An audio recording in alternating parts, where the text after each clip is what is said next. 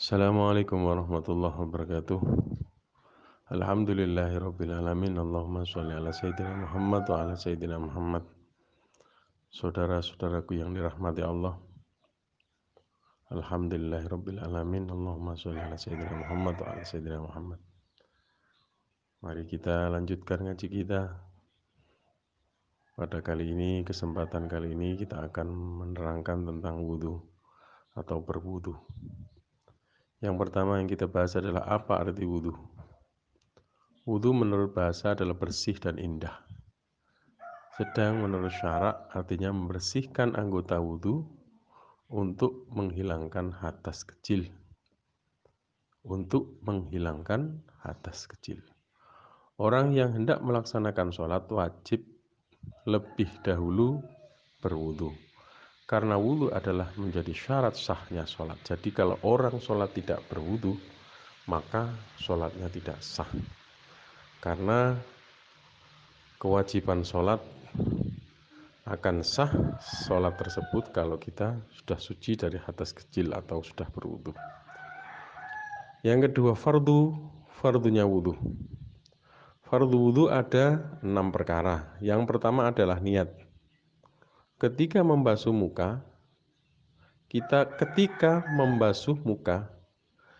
kita sambil membaca niat. Baik itu boleh dilafadzkan atau di dalam hati atau kedua-duanya. Jadi mulut kita menuntun hati kita atau hati kita dituntun oleh mulut kita. Nawaitul wudu'a, lafadz yang niat yang populer atau yang biasa kita baca.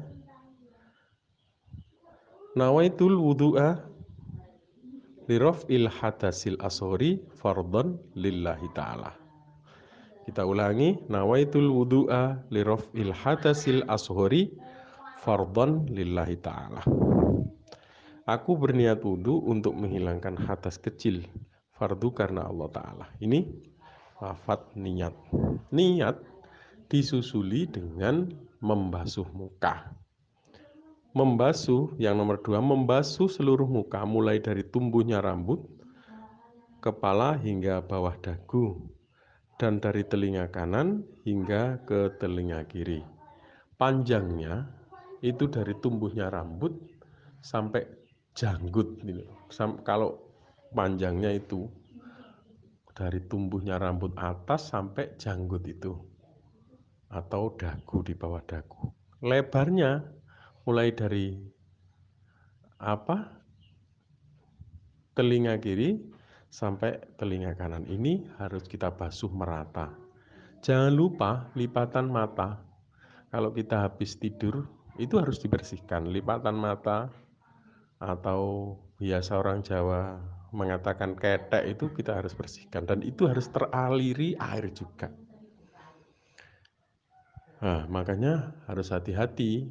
Kalau wudu jangan asal saja, tapi harus dibersihkan itu. Kalau masih ada keteknya ya diulangi lagi. Jadi sampai bersih. Nomor 3, membasuh kedua tangan sampai siku. Membasuh, mengalirkan, bukan mengusap. Ini harus urut.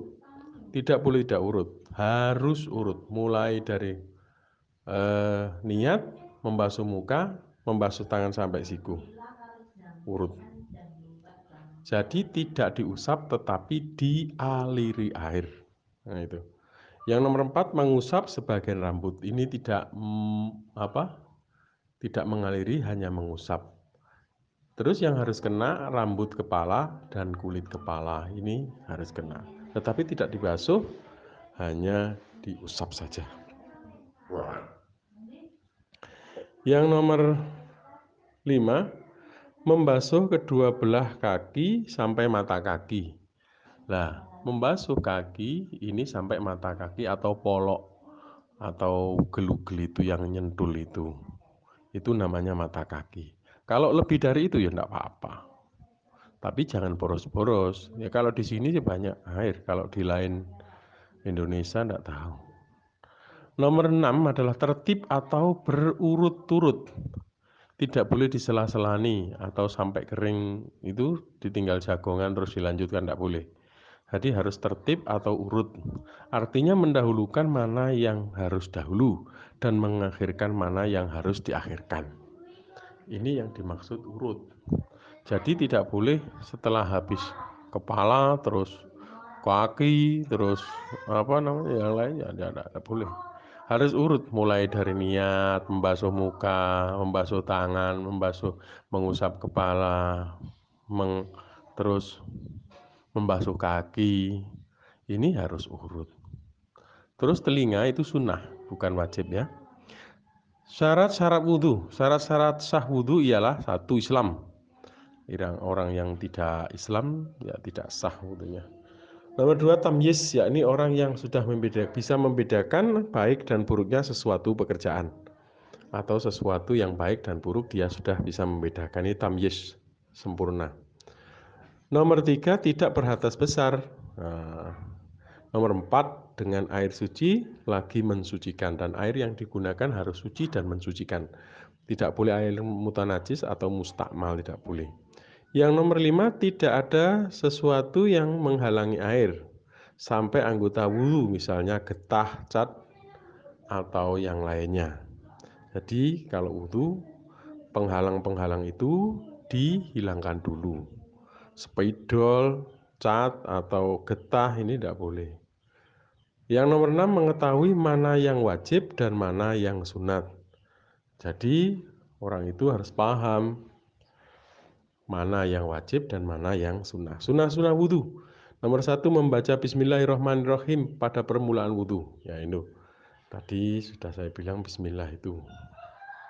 Nomor 2 membasuh kedua telapak tangan sampai pergelangan. Sebelum wudhu disunahkan membasuh tangan sampai pergelangan itu. Bukan sampai siku tapi pergelangan, ini sunnahnya. Nomor 3 berkumur-kumur. Nah, ini sunnah-sunnah. Nomor 4 membasuh lubang hidung sebelum berniat. Yang nomor 4 ini nyesep banyu dari hidung. Ini banyak manfaatnya ini, seperti menghilangkan flu dan lain-lain. Jadi kalau kita sebelum wudhu kita disunahkan nyesep air dari hidung. Nomor 5 menyapu seluruh kepala dengan air, mengusap, bukan mengusap seluruh kepala dengan air, ini sunnah. Yang nomor 6 mendahulukan anggota kanan daripada kiri. Nah, ini juga sunnah. 7 menyapu kedua telinga, mengusap kedua telinga luar dan dalam. Yaitu yang jari telunjuk di dalam, yang jempol di luar. Jadi mengusapnya itu seperti itu. Nomor 8 menigakalikan basuhan. Membasuhnya 3 kali. Nomor 9 menyela-nyela jari tangan dan kaki. Di sela-sela, dikosok-kosok itu sunnah. Nomor 10 membaca doa setelah wudhu. Dan membaca doa setelah wudhu ini juga sunnah. Hal-hal yang membatalkan wudhu. Nomor 1 keluar sesuatu dari kubul dan dubur, misalnya buang air kecil maupun besar, atau keluar angin dan sebagainya, ini membatalkan wudhu. Hilang akal sebab gila, pingsan, mabuk, dan tidur nyenyak, ini juga membatalkan wudhu. Gila, pingsan, mabuk, tidur nyenyak. Tidur yang tidak duduk atau tidak menetapi duduknya. Senden tidak boleh, duduk dengan senden itu juga membatalkan. Atau disonggo tangan kepalanya, ya ini juga membatalkan. Ini duduk tapi disonggo siraya ini. Ini juga membatalkan. Kalau tidak disonggo dan tidak senden, tidurnya pakai duduk, lah ini tidak membatalkan. Nomor 3, tersentuh kulit antara laki-laki dan perempuan yang bukan muhrimnya dengan tidak memakai tutup. Muhrim artinya keluarga yang tidak boleh dinikah. Muhrim adalah orang yang tidak boleh dinikah. Nomor 4, tersentuh kemaluan kubul atau dubur dengan tapak tangan atau jari-jari yang tidak memakai tutup walaupun kemaluannya sendiri. Artinya yang menyentuh kemaluan itu adalah tangan yang putih itu, yang telapak dalam.